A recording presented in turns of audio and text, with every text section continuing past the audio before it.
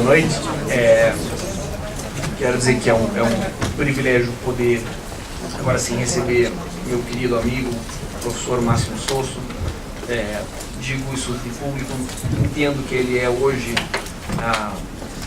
uma referência fundamental, central, essencial da criminologia crítica mundial. Não tenho por que dizer latino-americana como uma espécie de apologia, no sentido na América Latina, não, no mundo mesmo.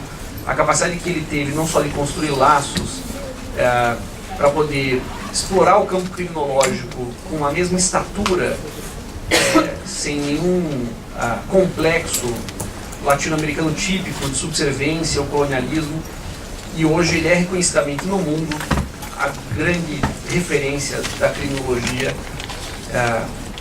na América. Certamente na América do Sul ele é a cabeça de ponte, o ponto central, o fundamento que vai construir outros laços em criminologia. São elogios sinceros, não protocolares, mas porque as pessoas sabem como eu batalhei para conseguir te trazer aqui, com a ajuda da sempre beligerante parceira Escola da Defensoria Pública do Estado de São Paulo. E eu preciso dizer isso, né? Assim, desde o início da minha carreira aqui na Universidade de São Paulo, sempre tem sido um grande parceiro da Escola da Defensoria Pública do Estado de São Paulo, que reconhece a importância de fazer esse tipo de seminário para poder desenvolver o campo criminológico crítico, muito mais do que seria aquela mera ideia de uma aplicação de cursos imediatos, de aplicação prática, mas de aprofundamento teórico, de investigação perfunctória, enfim, um grande gosto, né, muitas graças, mas eu tenho alguns recados paroquiais preliminares, antes da nossa Eucaristia criminológica. Eu quero avisar que nós temos mais uma jornada, mais um seminário programado já próximo. Nós vamos ter o professor Sérgio Lessa, no final de outubro, para falar sobre Georg Lukács e os fundamentos ontológicos da violência do Estado. Um seminário que eu estou particularmente muito ansioso.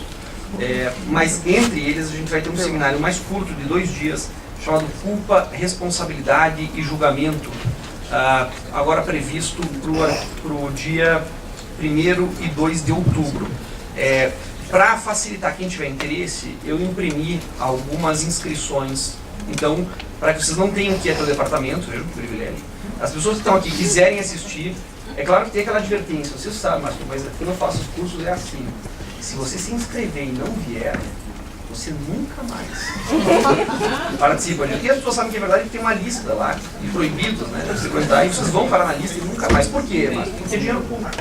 E a gente não brinca com dinheiro público, né? Se fosse cobrado ou se fosse patrocínio, a gente faria diferente. Então, eu vou passar essa pastinha com algumas inscrições. Quem quiser, não estão as datas aqui, então tentem lembrar de memória antes de se inscrever para não correr o risco. 1º e 2 de outubro, nos mesmos horários, manhã e noite. Vai ser com o professor Jacinto Nelson Miranda Coutinho, a professora Maria Francisca Coutinho e o professor Mauro Mendes Dias. E qual que é o tema disso? É um livro escrito pelo Karl Jaspers, em 1945, sobre a questão da culpa e o nazismo. É um trabalho interessantíssimo, na qual ele pensa como é que o Estado alemão pode definir a culpabilidade de alguém, considerando que eles produziram o Holocausto. Então, como é que a Alemanha vai censurar os seus cidadãos se eles se estruturam um Estado sobre o ressentimento de uma culpa monumental, né? E eu acho que isso permite muitos paralelismos com o Brasil contemporâneo, né? Como é que a gente castiga alguém hoje sabendo que as nossas prisões são o que são, sabendo que existe um homicídio sistemático de pessoas na guerra às drogas. Quer dizer, a falta, talvez, dessa crise moral no sistema justiça criminal brasileiro não produz, talvez, o nível de consciência que a gente espera que os operadores desse sistema deveriam ter. Então, vocês estão todos convidados. É uma interface que não é propriamente criminológica crítica, mas uma interface entre direito penal e psicanálise, que é um campo, assim, pouco explorado, acho que não explorado aqui na faculdade. Não sei se algum professor aqui, colega meu do departamento, faz interface de direito e psicanálise. É uma iniciativa que a gente propõe. Esse professor Mauro Mendes Dias, assim, eu não vou falar do Jacinto e da Maria Francisca, porque, enfim, eles são do campo já conhecido do processo penal, mas o Mauro Mendes Dias, entre outras coisas, se corresponde até hoje com o Una Bomber e faz a terapia psicanalítica do Una Bomber à distância por cá. É um sujeito interessantíssimo, né? Um dos fundadores da Biblioteca Freudiana no Brasil, um psicanalista de primeira estatura. Valeria muito a pena vir para esse seminário. Eu faço circular. Para quem é meu aluno de pós-graduação, está passando a lista de presença da pós-graduação, certo? para conferir se vocês estão todos aqui. Eu não tenho que reprová-los por falta. Isso é uma severidade? Que vira o panpenalismo. Abolicionista ONU.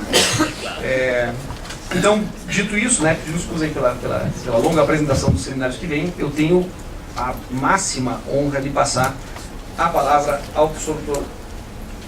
Máximo Sosso, para que, enfim, continue a partir da diacronia que ele apresentou no dia de hoje, sobre questões que dizem, entre outros, respeito à criminologia sul, né, que hoje parece ser o assunto que faz o olho dos europeus brilharem, né? É lógica interessante, né? É uma criminologia que hoje parece ter uma potência que eles querem, né, poder explorar a partir do nosso lugar. Mas muito obrigado novamente. Se eu dar a palavra é sua. Muito obrigado, Maurício, novamente. Então, falo espanhol, ¿no? Como hoy en la mañana. Mi portugués es muy malo, como para poder hacer esto detalladamente. Entonces, lo que hicimos hoy en la mañana, para repasar un poco, algunos tal vez no estaban, no pudieron venir, fue tratar en primer lugar, en un primer bloque, de discutir esta palabra, ¿no? Criminología, tratando de revisar los momentos de emergencia de esa palabra, los significados que se le atribuyeron ligados a una matriz positivista y las distintas tensiones que a partir de ese momento histórico se suscitaron. Tratando de desembarazarnos de una manera de pensar la criminología que surge en esos vocabularios de la década de 1870-1880 como una disciplina científica, poniendo en jaque los componentes fundamentales de ese proyecto, discutiendo un poco en torno al pretendido objeto que se generó y mostrando cómo este campo de saber se fue constituyendo como un campo de saber plural, donde se superponen objetos que tienen una relación entre sí que no es del todo pacífica, sino que es más bien todo lo contrario, bastante conflictiva, y donde se superponen también formas de producir conocimiento que son muy diferentes entre sí, orientaciones que son muy diferentes entre sí, y que entre las que también reina un alto nivel de conflictividad. Entonces, por tanto, un poco lo que tratábamos de hacer era abogar por una mirada acerca de la criminología que fuera una mirada que reconozca su carácter de un campo de saber polivalente, complejo,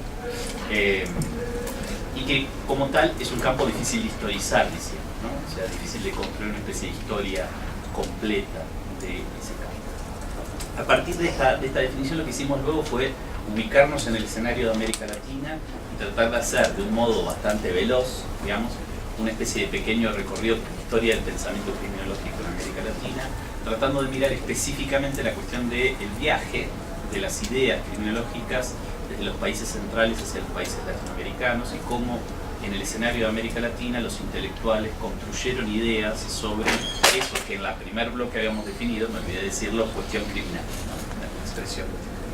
Cómo los intelectuales latinoamericanos generaron ideas sobre el delito de la pena, trayendo conceptos y argumentos que se gestaron en los países centrales. Y tratamos de ver cómo desde la década de 1970 en adelante, en el marco del surgimiento de perspectivas críticas en el campo criminológico en América Latina, se leyeron esos viajes en el pasado en relación con una imagen del pasado criminológico que buscaba generar una especie de parteaguas entre el hoy y el ayer, y en ese ejercicio del parteaguas se construyó una imagen de esos viajes del pasado como procesos de adopción acrítica, de consumo poco digerido, etc. Discutimos un poco eso en detalle y tratamos de luego avanzar a mostrar algunas historias dentro de la historia del pensamiento criminológico en América Latina, de la vieja criminología, o sea, esa criminología precedente a la década de 1970 de la que hablamos, en los cuales ese tipo de lectura de los procesos de importación como mera traslación, trasvase o transposición no eran demasiado adecuados. Mostramos cómo a través de esos ejemplos, íbamos a hacer 4, hicimos solo 2, por una cuestión de tiempo, 2 ejemplos además viejos en el tiempo, del siglo XIX, mostramos cómo existen en esos procesos de importación operaciones también de adaptación y de rechazo. Entonces, a partir de ahí tratamos de pensar alternativamente esa relación entre los países centrales y los países latinoamericanos en la producción de conocimiento en la historia del pensamiento criminológico un modo más compleja, utilizando la metáfora de la metamorfosis como una manera de pensar lo que le pasa a las ideas cuando viajan entre una ya y una acá cuando atraviesan el tiempo, ¿no? Y se combinan esos efectos de mantenerse iguales y al mismo tiempo modificarse. Sí, perdón, hoy también hacía esto. Y entonces lo que tratábamos de hacer a partir de eso era de extraer, dijimos al final, una serie de instrucciones para pensar el presente criminológico desde una perspectiva crítica en América Latina, ¿no? Yo decía un poco, a partir de esos relatos, de esas historias, de esas pequeñas historias en la historia del pensamiento criminológico, es posible articular algunas claves de cómo los intelectuales locales a lo largo de la historia innovaban, creaban, como de algún modo, para usar el título de un artículo que fue el primer texto en el que yo traté de involucrarme en esta temática, los traductores traicionaban, ¿no? Los traductores se comportaban como traidores, ¿no? como traicionadores. Y a mí me parecía que en líneas generales, aún en esa vieja criminología, era posible entonces rescatar de ahí una instrucción que tenía que ver con esto del encuentro con el momento empírico, que es lo que terminamos charlando un poco a partir de un comentario de la compañera hacia el final de la reunión, que era, bueno, un encuentro con el momento empírico, asistemático, ametódico, intuitivo, etcétera, que era el de esos intelectuales, pero que generaba una vocación por darle sentido a lo que decían en una acá, en un contexto preciso, que implicaba esto, producir un cierto nivel de rechazo o adaptación de lo importante. También puntualizábamos otro elemento importante, que era que el allá, lo producido en los países centrales, en torno a la cuestión criminal, en términos de conocimiento sobre la cuestión criminal, nunca fue, ni siquiera en momentos en los que ciertos vocabularios se volvieron hegemónicos, nunca fue un panorama de carácter unitario, sino que siempre era posible además jugar con distintos allá, con distintas fuentes de ideas para pensar la cuestión criminal desde esos países centrales, utilizadas acá para discutir elementos de aquello que se buscaba importar, ¿no?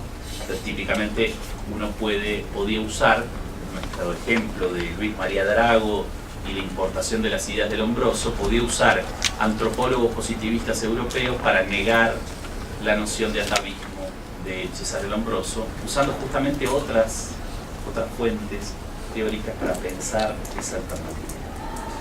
Entonces, lo que yo había prometido desde el inicio del día de hoy de la mañana era que íbamos a tratar a partir de este recorrido de ir edificando un argumento de carácter más general, que tiene o que coloca en el centro de la escena la relación entre el sur y el norte global en el plano de la producción de conocimiento, de conocimiento sobre la cuestión criminal, y que de algún modo se conecta con todo lo que venimos discutiendo durante la mañana, pero pretende retomarlo y plantearlo en un plano, como digo, de carácter un poco más general.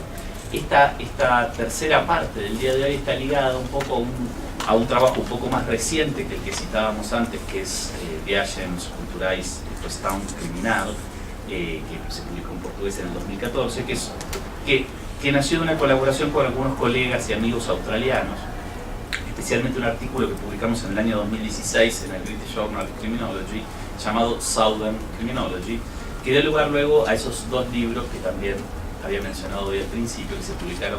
Uno se publicó este año ya, que se llama The Palgrave Handbook of Criminology and the Global South, que es este, pero no logro hacer lo que quiero hacer, bueno, que es evitar que salga el precio, que es, en este caso son 6. Pero bueno, ese es el libro. Y otro libro que sí lo logré hacer acá, que se llama Southern Criminology, que está por salir en las próximas semanas, y que es un libro en el que de algún modo retomamos las producciones que se incluyeron en el handbook, que es un libro que tiene 1200 páginas, colaboran 70 autores de 24 países distintos. Tratamos de, discutiendo con esas producciones intelectuales, hacer algo mucho más que la introducción que el handbook tiene, que era un primer tentativo bastante, a mi juicio, bastante precario, digámoslo así, de trazar algunos elementos en términos de lo que ese diálogo generaba. Entonces, por tanto, este segundo pequeño libro, con estos mismos colegas, a los que sumamos a un importante criminólogo de origen italiano neozelandés, pero que trabaja en Australia y que es un exponente muy importante de la criminología verde hoy a nivel global, que es Chris Walters.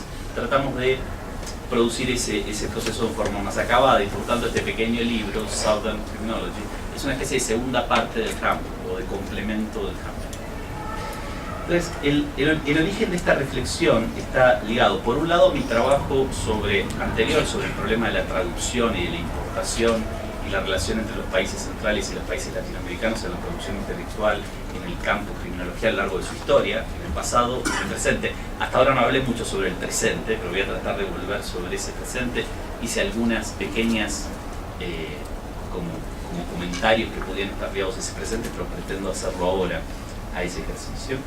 Y por otro lado, una serie de preocupaciones teóricas de mis colegas australianos como Kerry Carrington y Russell Hobb en torno a la historia del pensamiento criminológico en Australia, un escenario bastante difícil de pensar asociado a la palabra sur, aunque geográficamente obviamente está en el sur, y en función fundamentalmente de que es uno de los países más ricos del globo, tiene un Producto Bruto Interno por cápita que lo aproxima a los países nórdicos, a los países escandinavos, con niveles de pobreza, de desigualdad, de desocupación relativamente contenidos, con instituciones universitarias extraordinariamente ricas, que tienen bibliotecas donde hay libros, esa cosa que es extraordinaria, y donde tienen profesores bien pagos. Yo vengo a hacer un mes y medio de huelga en mi universidad, reclamo de salarios dignos, o sea, las distancias son muy llamativas. Pero sin embargo, como todos ustedes saben, Australia, lo que llamamos Australia, es un vastísimo territorio que fue colonizado por el Imperio Británico, y la construcción de un Estado-nación es, en gran medida, en ese escenario, es hijo del proceso de colonización, y el legado de la colonización es terriblemente vigente, está terriblemente vigente hoy, ¿no? Australia, una pretendida democracia liberal, hasta el año 1968 le negaba el derecho a votar a todas las personas que eran definidas como pertenecientes a cualquier etnia de las poblaciones originarias. Dije bien, 1968. Nosotros hemos tenido nuestras dictaduras, pero los australianos tuvieron también sus cosas bastante, digámoslo así, dramáticas. Durante más de un siglo clausuraron cualquier forma de participación política de una minoría muy consistente de su población y la sometieron a un estado de infancia, ¿no? La trataron como si fueran infantes, sistemáticamente en todas las políticas del Estado, reflejadas en todo el derecho del Estado. Entonces ese legado colonial, terriblemente fuerte e impresionante, genera una serie, digámoslo así, de puntos de contacto, atravesando las miles de diferencias que existen, con otros contextos que mucho más frecuentemente asociamos con la idea del sur global. Pero yo voy a volver sobre este problema de qué demonios hablamos cuando hablamos del sur global, porque es realmente un problema conceptual muy interesante, se presta a muchísimos malentendidos y también se presta a muchas manipulaciones. Entonces voy a tratar de producir algunas clarificaciones sobre cómo nosotros hemos tratado de lidiar con esta expresión a lo largo de nuestro trabajo en estos 2 años. Pero la primera cosa que pretendo decir es que el proyecto de una criminología del sur no busca generar de ningún modo un nuevo tipo de criminología, ¿no? Si uno hoy se enfrenta con la tarea dificilísima de construir un mapa de este campo de saber complejo y polivalente, se encuentra con un montón de adjetivos que califican la expresión criminología para definir tendencias o tradiciones intelectuales en su interior. Fíjense que esto es tan frecuente que incluso sucede en el campo de la otrora denominada criminología crítica, ¿no?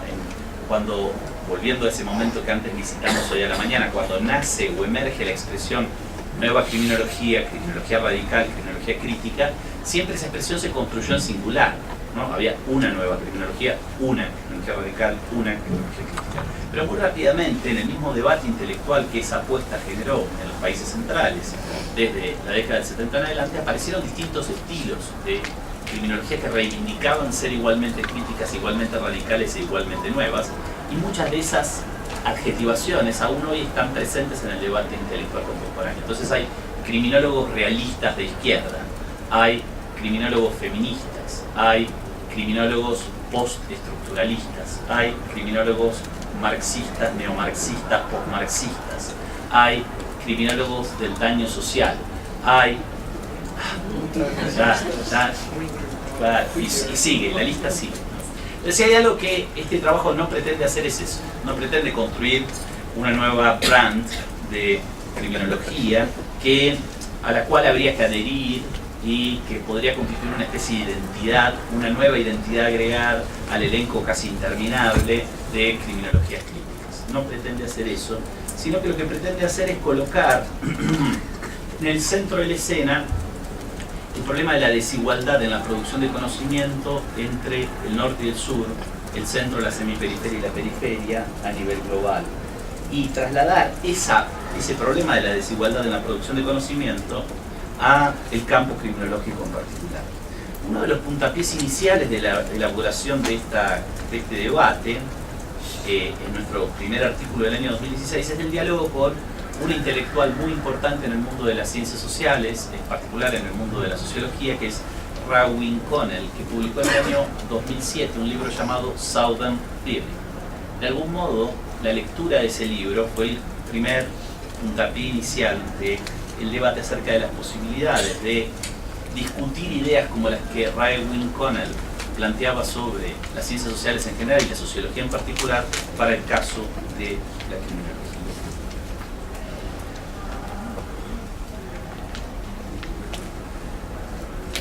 Un concepto fundamental en el trabajo de Raewyn Connell y por tanto también en nuestro trabajo que nosotros hemos usado y hemos de algún modo desplegado es la observación crítica acerca de cómo juega la relación entre el norte y el sur en la producción y difusión de conocimiento en el campo criminológico. Y cómo tanto en el norte como en el sur se reproduce algo que Connell llama, con una expresión que no sé si es la mejor pero que es interesante, pensamiento metropolitano. Para hacer referencia, en realidad, Connell está pensando como investigadora que trabaja en Australia sobre el escenario australiano, para hacer referencia a la relación entre metrópolis y colonia en un contexto imperial, a lo largo de una larga historia imperial. Entonces, el pensamiento metropolitano es algo en Connell que es reproducido no solamente por quienes habitan y trabajan en esas regiones del globo que típicamente asociamos con la extensión norte global, suspendamos por ahora las dudas, después vamos a volver sobre qué quiero decir cuando digo eso, sino que es también algo que se reproduce en el sur global, en las instituciones que se dedican a la producción de conocimiento. Es un tipo de pensamiento que construye a el norte como la fuente de los problemas para el pensamiento, como la fuente de las respuestas para esos problemas. Los conceptos y los argumentos que se inventan en el norte global pasan a ser, como lo decíamos hoy más temprano también, conceptos universales, conceptos de carácter general, conceptos que no tienen ni tiempo ni lugar, ni tiempo ni lugar. Son conceptos que tienen conceptos y argumentos que tienen la capacidad de viajar a través de las fronteras porque tienen desde su mismo nacimiento una vocación de ser generales y universales. Pero en esa construcción de esos conceptos y argumentos, tanto en el norte como en el sur, se coloca al sur, pues vamos a volver sobre este problema, se coloca a eso que aparece como el sur global, como lo periférico, lo semiperiférico, o como voy a tratar de preferir lo subalterno, se lo coloca como un lugar de exploración, ¿no? El sur aparece como una fuente, en todo caso, de datos, como un lugar donde uno puede hacer investigación empírica en la cual se testean los conceptos y los argumentos de carácter general y universal producidos en el norte. Entonces, en cierto sentido, los investigadores que reproducen el pensamiento metropolitano, tanto en el norte como en el sur, se dedican a hacer investigación empírica en tanto colección de material empírico para el proceso de producción de conocimiento de carácter general y universal, ordenado y guiado por el norte global. Del mismo modo en que esas mismas regiones del mundo proveen de materia prima o de material humano en forma de fuerza de trabajo, y lo han hecho a lo largo de un largo proceso histórico, reproducen esa posición subordinada, generando en todo caso material empírico. Un material empírico que tiene una relevancia siempre en relación con esos conceptos y argumentos del norte global, o en todo caso tiene una relevancia reconocida en el mismo escenario del sur global, una especie de relevancia de segundo orden. una especie de conjunto de ideas con la cual pueden entretenerse los investigadores que trabajan en ese escenario, en esa región, pero que no tienen capacidad para circular más allá de las fronteras del sur. Esto está muy ligado también a la construcción del norte como un norte a seguir, ¿no? Esta idea que vemos en muchas otras metáforas que han servido para pensar las divisiones globales, tanto en términos económicos como políticos como culturales, y que han acompañado los debates intelectuales a lo largo de la construcción del capitalismo y a lo largo de la construcción de la modernidad. Desarrollo, subdesarrollo, primer mundo, segundo mundo, tercer mundo, industrializado, en vías de industrialización. Son todas expresiones que se construyeron para connotar las divisiones globales en distintos terrenos, en el plano económico, en el plano político, en el plano cultural, y connotar por tanto los estadios desiguales en cualquiera de estos tipos de procesos, pero que al mismo tiempo connotan evidentemente uno de estos pares en las estructuras binarias, lo industrializado, lo civilizado, lo moderno, el primer mundo, lo desarrollado, como un punto de llegada, como comúnmente decimos en español, no sé si se dice mucho en portugués, como nuestro norte, ¿no? Nuestro norte en términos de cuál es nuestra dirección, hacia dónde tenemos que guiar. Este es un supuesto muy importante en el campo de la producción de conocimiento, en general en las ciencias sociales y humanas, y en particular en la criminología. Por eso el norte aparece como un lugar en el cual, al cual idealmente habría que imitar. Y por eso, bueno, en estas relaciones fuertes de dependencia entre norte y sur en el campo de la producción de conocimiento, esta larga lista de experiencias de dependencia que podríamos elencar cualquier investigador que trabaje en este campo de estudios como cualquier otro de las ciencias humanas y sociales, ¿no? El sueño del investigador del sur global de poder hacer una estadía larga de estudios de posgrado en el norte global. La estadía en el de posgrado en el norte global como el momento en el cual se certifica que uno ha pasado a otro estadio en su carrera académica. El retorno a su lugar de origen con ese título obtenido en ese otro lugar como un símbolo de distinción. La producción de textos en esas lenguas consideradas lenguas civilizadas, que no son ni el español ni el portugués, sino que son el inglés, antes el francés o el alemán, no, y en cierta medida el francés o el alemán. Entonces, volver con esos textos a la audiencia local como un gesto extraordinariamente significativo, algo que ustedes podrían mirar críticamente en el hecho que yo les estoy presentando aquí un par de textos en inglés, ¿no? Digamos, en una serie de dinámicas en las cuales la dependencia se revela, se expresa. En esa serie de dinámicas, el imitar a ese norte aparece como un componente fundamental en la producción de conocimiento científico, reforzando una jerarquía. Este es un componente que es fundamental en esta contribución al debate. Digamos. Lo que nos interesa a nosotros es poner en cuestión una jerarquía que es dada por descontado. Una jerarquía en la forma de producir conocimiento en el campo criminológico, pero más en general en las ciencias humanas y sociales, entre regiones del mundo, entre también tradiciones culturales, que edifica un nivel de desigualdad extraordinario en donde el sur global aparece integrado verticalmente en el globo de la producción de conocimiento y nunca integrado horizontalmente. Entonces, en ese sentido, lo que busca hacer es, y por eso decimos que introducir la idea de una criminología del sur en el debate criminológico contemporáneo, lo que busca hacer es también no solamente un proyecto de carácter teórico y empírico, un proyecto científico, también un proyecto de carácter político, que busca revelar estos determinantes políticos en la producción de conocimiento, discutirlos, ponerlos en jaque. Implica poner en jaque también esa jerarquía. Esas ideas del norte que circulan en el pensamiento criminológico desde el siglo XVIII en adelante, en la lenta, como decíamos hoy a la mañana, compleja construcción del campo criminológico, una lenta y compleja construcción que tiene o admite un montón de variantes y de pluralidades, pero que no ha sido rota por el surgimiento de una nueva criminología, una criminología radical o una criminología crítica.